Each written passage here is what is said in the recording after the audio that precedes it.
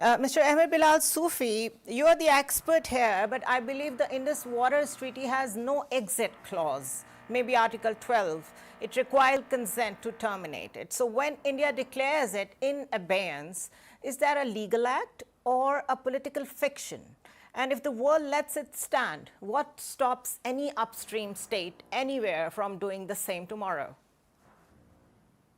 Well, thank you very much. First of all, the act of holding in abeyance is extraneous to the treaty. As you rightly observed, this treaty is of indefinite duration.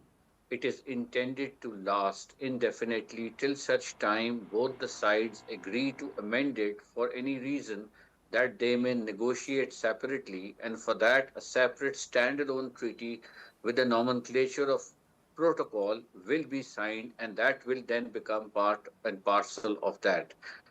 Now, holding in abeyance is neither a provision in the treaty, neither is a term under international law of treaties, which is documented in the Vienna Convention on Treaties.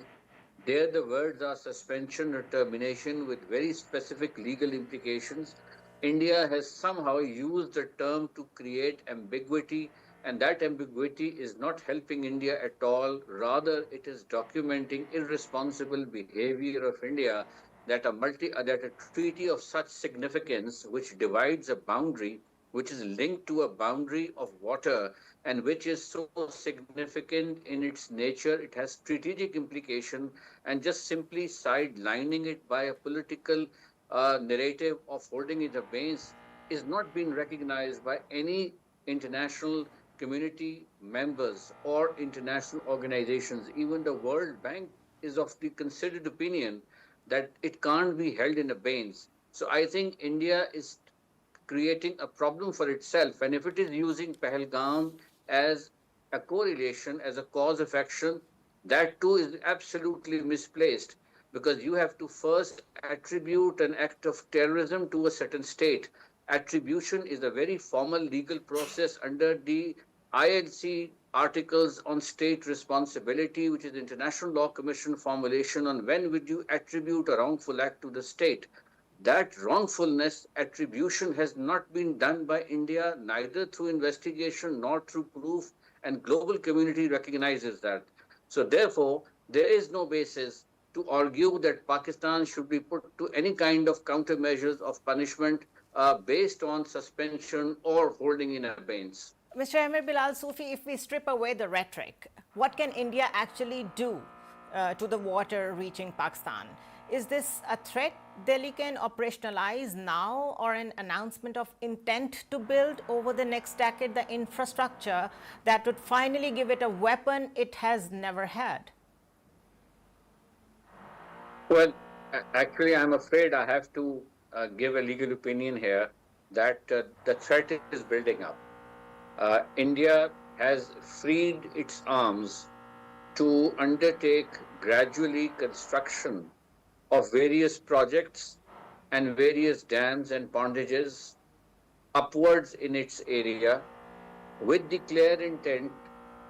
That intent is ascertainable from the statements of their political representatives and officials that we intend to squeeze water on Pakistan. And that is where the threat lies. Now, going up to that threat point is going to be a very dangerous development. We hope that Indians realize the fact that there is no point in fighting with Pakistan at this point in time. And they also begin to appreciate that the war which they had inflicted on us in May, apart from the military successes that General Shamsher talked about, I see it a very serious violation of international law. You do not inflict war, an unlawful war, without authorization from an international body. You undertake an attack, you take out civilians on the pretext that you are attacking hideouts of terrorists who have allegedly done some acts of terrorism years ago. Years have passed, and there is no imminent aspect of the threat that you could justify. So it is completely unlawful war that was inflicted. Pakistan is entitled to reparations from India on that basis alone. I am doing an article as an international law person on the current situation in the Middle East as to who is entitled to pay reparations. And clearly, the international law precedents, whether it's the Ukraine register of damages set up in the by European Council, or it is the instance of Nicaragua, or it is any other instance where Iraq was asked to pay damages, I believe the damages, Pakistan may want to look at that aspect not only in the context of war, but also in the context of holding in abeyance the Indus Water Treaty, because that too constitutes a wrongful act. So there are two wrongful acts under international law. One, holding in abeyance, and second is the inflicting of an unlawful war and attack on Pakistan. And is Pakistan going to raise these issues on the international forums? I believe Pakistan should. Some of these issues have been raised, and we have a very good legal basis, legal formulations, because international law precedents help us. The state practice is helpful to Pakistan's position. Not even a single country is endorsed India holding in abeyance of the treaty. Not even a single country has welcomed it. Not even a single country has appreciated the attack on Pakistan. On the contrary, all the capitals have been forewarning India to behave in a manner that a responsible state ought to behave. And one basic element of responsible statehood is upholding international treaties. If you are not capable of holding what you agree and promise, then you are not a responsible state at all. General Samrez, I'm looking at a lot of similarities between Netanyahu's doctrine and Modi's doctrine. Do you think this region has yet to manage what Middle East is trying to manage in terms of Israel? Do we still have to go a long way to counter this Modi doctrine? Ma'am,